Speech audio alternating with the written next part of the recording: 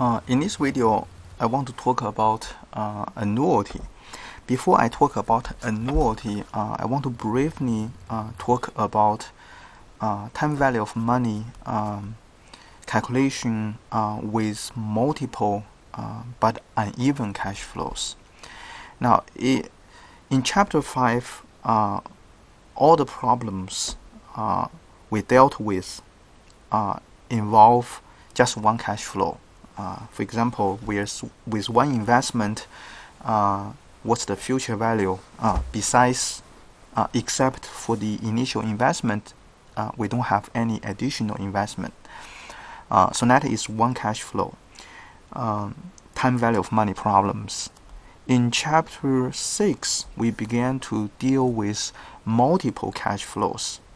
Now, if those cash flows are not equal to each other, meaning they are uneven, then the only way to compute the time value of money, for example, the present value or the future value of those multiple uneven cash flows, is to compute the present value of each cash flow and then add all the present values together.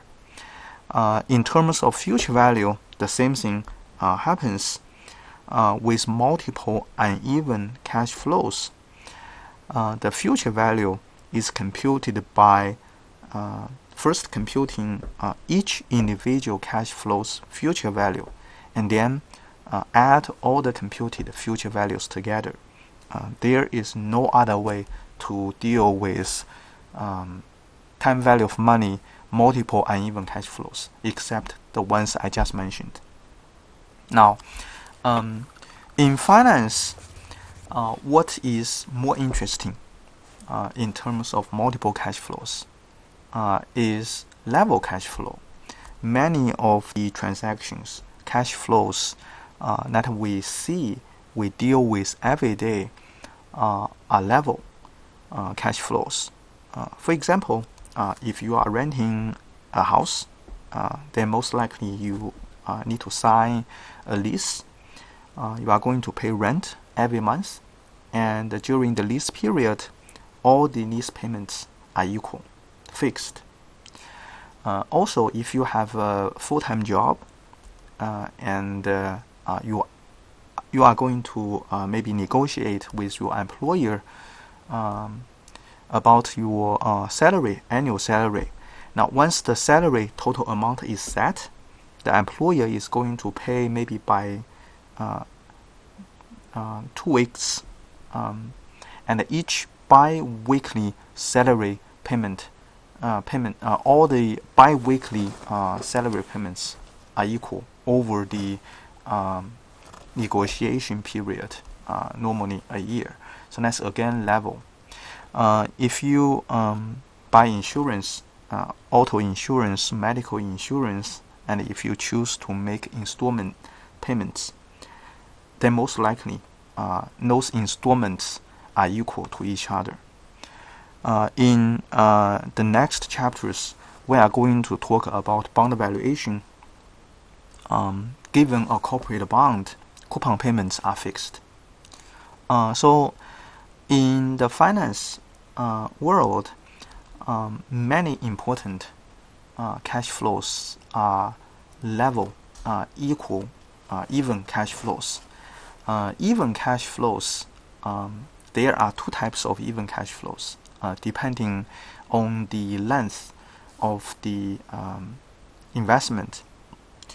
If there are limited number of even cash flow payments transactions, in other words, if the investment life is limited, it is annuity. If the payment cash flow continues indefinitely into the future, if all equal payments, if the equal payments can last forever, then net level cash flow is a perpetuity. Now, first, let's look at the annuity. Now, I want to use this example to show you how we can compute the annuity, time value of money. Now this is the example on slide number 21, chapter 6.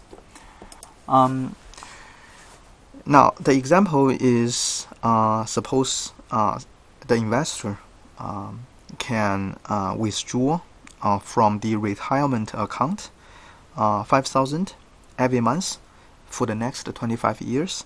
Of course, his account needs to have enough money to support those withdrawals. We know the interest rate is 9% with monthly compounding. We want to know how much this person needs to have in the account. Now, first we plot the timeline.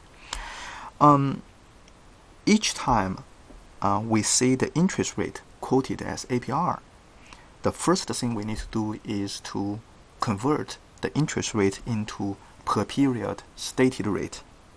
And then we need to count the number of periods. In this example, the interest rate is 9%, but it's compounded monthly. So 9% is APR. So we can't use 9%. We can't use 9%. Another clue you can get from this example is that the payments happen by month. So the investor is going to withdraw 5,000 per month. That means cash flows occur by month. So one period should be a month. So 9% per year with 12 months in a year. So the per period interest rate should be 9% divided by 12, so 0.75%.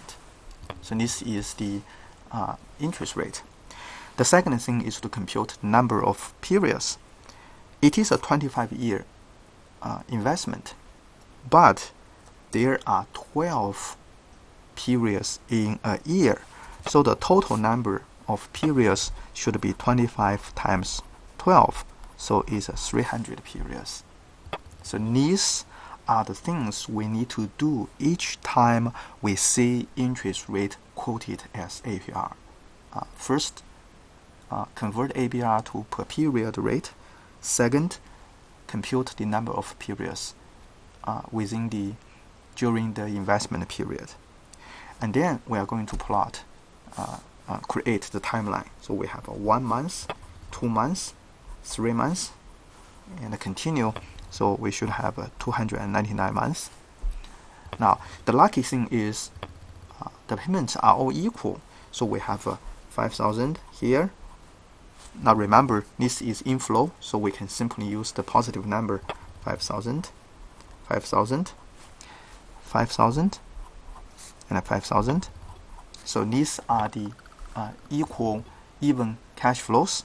Now, we assume that this 5,000 is the last withdrawal, and after the 5,000, last 5,000 is pulled out, the account has nothing, no money left. So the ending balance, now remember 5 elements, ending balance is going to be 0. So the future value FV in this example is going to be 0. So if you look at the timeline, we have the payments. So the payment PMT is going to be 5,000. We have the rate. I'm going to use the function names, Excel function names here. So the rate is going to be 7.75%. Now the MPR is 300, and the ending balance is 0. So we have everything except the beginning balance. So we want to know what is the beginning balance. In other words, this is the moment the investor retires. Now upon retirement, he needs to have some money in his retirement account. This money is going to support his 5,000 withdrawal every month, and we want to know what this money is. Now, this money is not 5,000 times 300 because the money will stay in the account and will continue to earn interest. So the beginning balance doesn't need to be simply the product, the sum of all the withdrawals. It is simply the present value.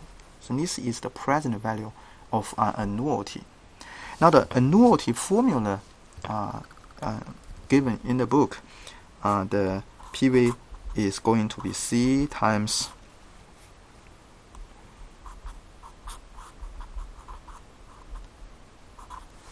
so this is the PV formula. C represents the per period payment, so we should use 5,000. R is the per period interest rate, is the 0.75 here, and then T, the book, the formula uses T, but don't confuse it with time. It is the number of periods, is 3,000. So in other words, the formula should be 5,000 times 0.75%, 1 minus 1 plus 0.75%, 300. Now, if you want to play with the formula, you can use the calculation here. Now, what I want to talk about is the Excel calculation.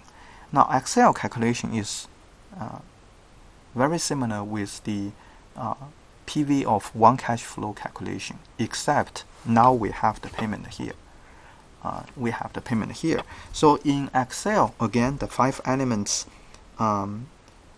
First is we have the MPER, we have the rate, present value, payment, and future value. We ignore the type in Excel function.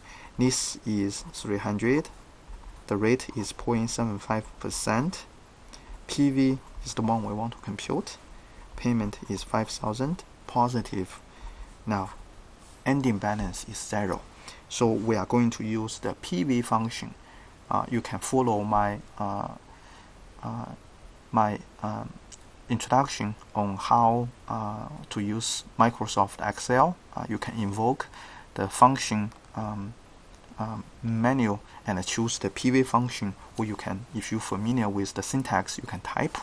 Now, once you use the right parameter, you should be able to get a result $595,808.11. So this PV is 5.